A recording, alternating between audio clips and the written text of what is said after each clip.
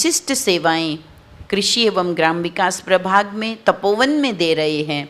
आपके मन में ये शुभ संकल्प आया और आपने इस संकल्प को न जाने कितने ही हजारों लाखों लोगों तक पहुंचाने के लिए अनेक विध प्रयास संकल्पों की कड़ियों को जोड़ते किया है। और आज आपके मन में इस ट्रेनिंग के लिए बहुत ही उमंग है, तो मैं शब्दों से स्वागत के लिए ब्रह्म कुमार चंद्रेश भाई जी से निवेदन करती हूँ कि आप पधारे हुए राजऋषि गोकुल ग्राम योजना की समस्त जो ट्रेनर बहनों का आप स्वागत करेंगे। चंद्रेश भाई। ओम शांति। ऐसे मन में भाव जग रहे हैं कि आखिर वो दिन आया आज।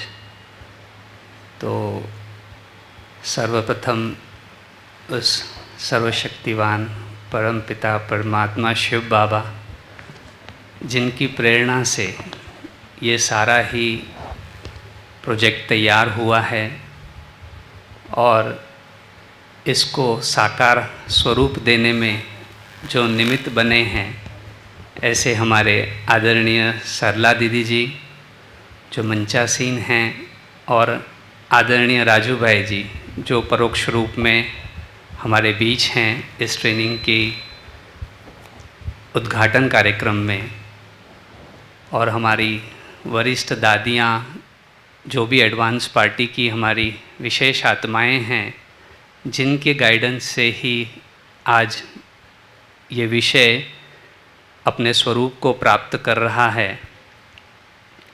आपका दिल से दीदी जी इस ट्रेनिंग कार्यक्रम को आयोजन करने के लिए, और विशेष हमारी जो राजयोगिनी बहनें जो इस विशेष ट्रेनिंग कार्यक्रम के लिए अपना समय निकाल करके आई हैं, उन सभी का सर्वप्रथम इस उद्घाटन कार्यक्रम में स्वागत है, स्वागत है, स्वागत है।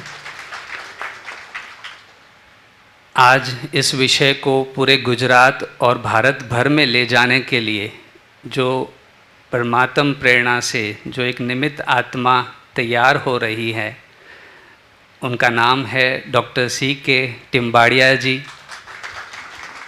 आप कुलपति हैं Gujarat natural farming and science university के, जो पूरे भारत की पहली नेचुरल फार्मिंग यूनिवर्सिटी तैयार हो रही है। तो आप अभी लास्ट कॉन्फ्रेंस में ज्ञान सरोवर पधारे थे और आपको ये विषय बहुत ही मन को भाया, क्योंकि आप भी नेचुरल फार्मिंग के ऊपर काम कर रहे हैं और यौगिक फार्मिंग को पूरी तरह से अच्छी तरह समझते हैं। तो आपने भी इस विषय को समझा। जब तपोवन को विज़िट किया, तपोवन की प्रैक्टिकल फार्म्स को देखा, जो वहाँ पर राजऋषि आदर्श वाटिका का मॉडल बना है, उसको जब आपने देखा तो आपके अंदर मन में भाव जगे कि क्यों ना हम मिल कर के इस विषय को समाज तक लेकर के जाएं।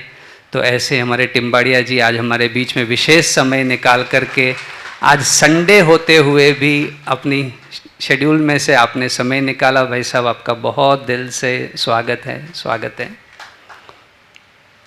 इसी श्रृंखला को आगे बढ़ाते हुए, जब ये प्रोजेक्ट के ऊपर चिंतन चल रहा था, और ये प्रोजेक्ट क्योंकि एक बहुत बड़ा प्रोजेक्ट है, इसके अंदर 9 मुद्दों के ऊपर काम किया जाता है जो भारत सरकार ने चिन्हित किए हुए हैं।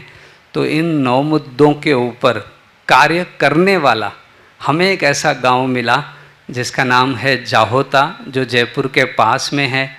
इस गांव के जो सरपंच हैं, जो बाबा के बच्चे बन चुके हैं, ऐसे श्याम भाई जी आज हमारे बीच में हैं। हम उनका भी बहुत दिल से स्वागत करते हैं।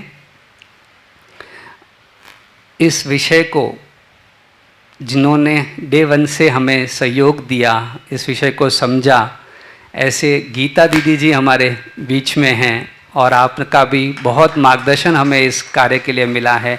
आज आप भी इस मंच पर हमारे साथ हैं। दीदी जी, आपका भी बहुत बहुत स्वागत है। हमारे जिग्नेश भाई जी आज हमारे बीच में हैं।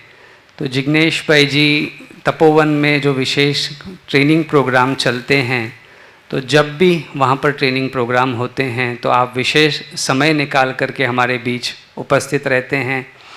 आपको गुजरात के कलोल में इफ़को में आप अपनी सेवारत थे, अपनी बहुत सुंदर ट्रेनिंग के माध्यम से आप अपनी सेवाएं दे रहे थे।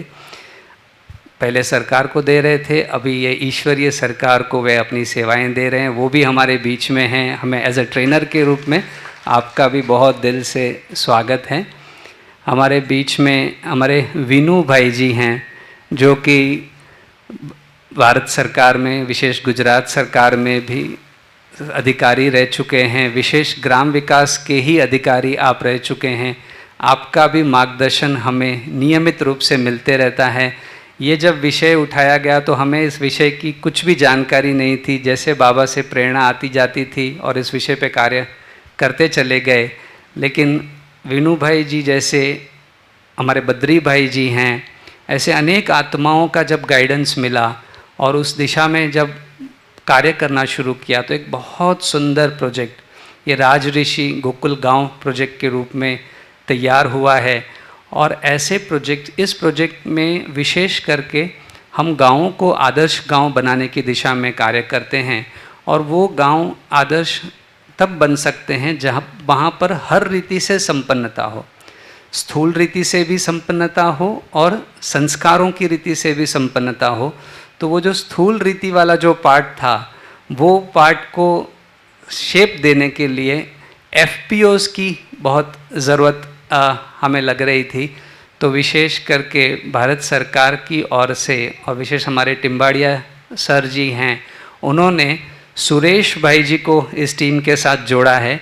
आप FPO के मार्गदर्शक हैं और आज वे भी हमारे बीच में हैं, तो आपका भी बहुत बहुत स्वागत है भाई साहब। हम आज आपको भी सुनेंगे भोजन के पश्चात कि FPOs क्या हैं और उसके माध्यम से कैसे सेवाएं हो सकती है। तो ये जो राज ऋषि गोकुल गांव प्रोजेक्ट है, ये 9 मुद्दे हैं इसके अंदर। पहला मुद्दा है स्वच्छ एवं हरित पंचायत, दूसरा मुद्दा है जल संसाधनों से पर्याप्त गांव, तीसरा मुद्दा है महिला हितैषी पंचायत, चौथा मुद्दा है बाल हितैषी पंचायत, पांचवा है स्वस्थ पंचायत, छठा है गरीबी मुक्त एवं आजीविका युक्त पंचायत, सातवां है बुनियादी ढांचों से युक्त पंचायत, आठवां है सामाजिक सुरक्षित पंचायत और 9वां है सुशासन युक्त पंचायत।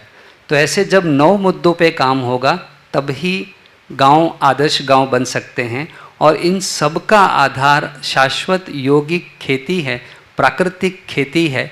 इस विषय को जब हम इस ट्रेनिंग प्रोग्राम में गहराई से सुनेंगे और समझेंगे तो अनेकों तक इस विषय को लेके जा पाएंगे। आज आप सभी विशेष अपना समय निकाल करके इस कार्यक्रम के लिए ट्रेनिंग अर्थ पधारे हैं। फिर से एक बार आपका बहुत दिल से धन्यवाद और स्वागत है। ओम शांति।